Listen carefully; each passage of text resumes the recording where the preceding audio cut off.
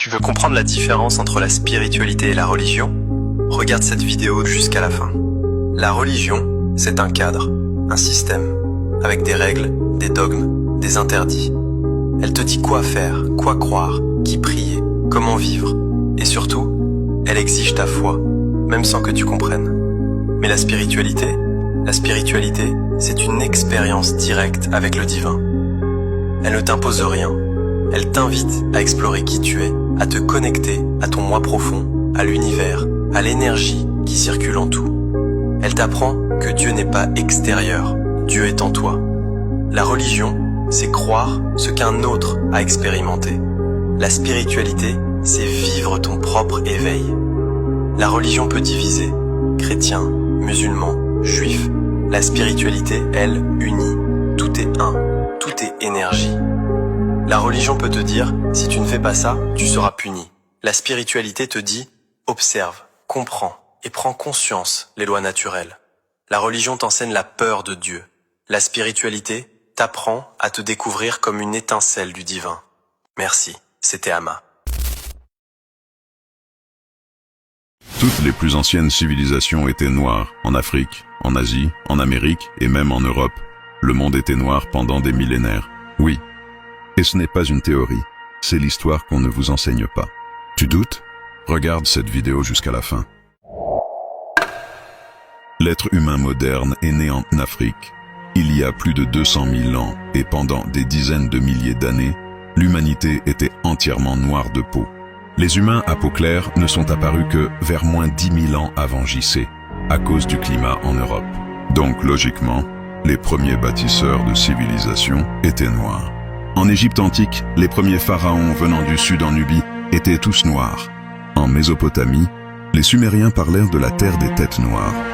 En Europe, avec les Étrusques, les peuples noirs qui bâtirent Rome avant l'invasion des Yamnaya.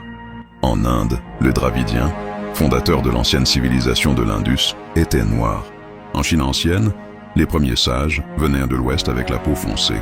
Certains disent même que Confucius lui-même descendait de peuples noirs.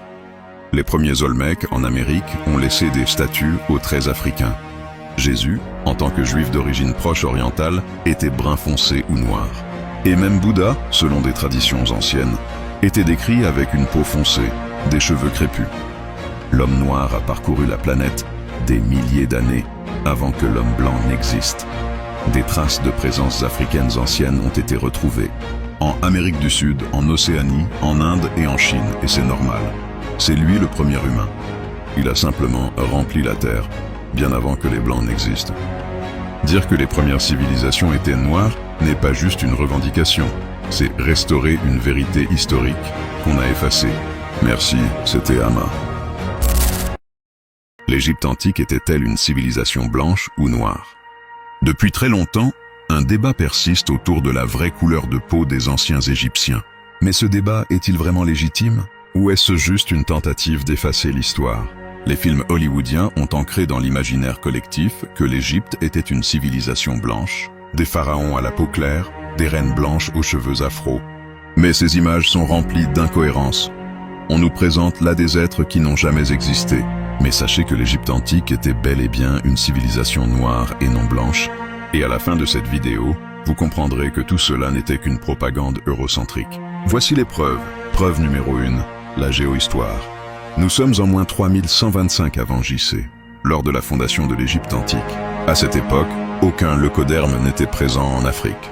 Les peuples blancs vivaient encore dans le nord de l'Europe, et seulement une minorité commençait à migrer vers le sud-est européen. Donc non, il n'y avait tout simplement pas de blancs en Afrique à cette époque.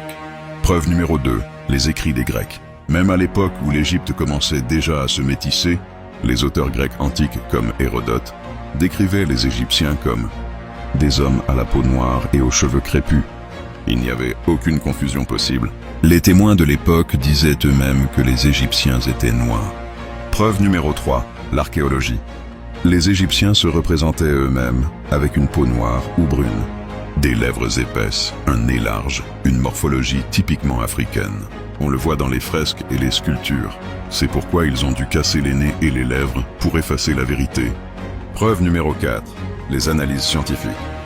Les analyses au carbone 14 et les études génétiques faites sur les momies ont révélé que les Égyptiens étaient noirs de peau. Et même l'ossature de squelette des momies sont celles des personnes noires. Alors pourquoi cherche-t-on encore à blanchir l'Égypte antique? Parce qu'il fallait faire croire aux peuples africains qu'ils n'ont rien accompli, que leurs ancêtres n'étaient pas capables de bâtir de grandes civilisations. Mais la réalité est que l'Égypte antique était une civilisation négro-africaine. Et c'est une vérité qu'aucune propagande ne pourra effacer. Partage cette vidéo pour rétablir la vérité et abonne-toi. Merci, c'était Ama.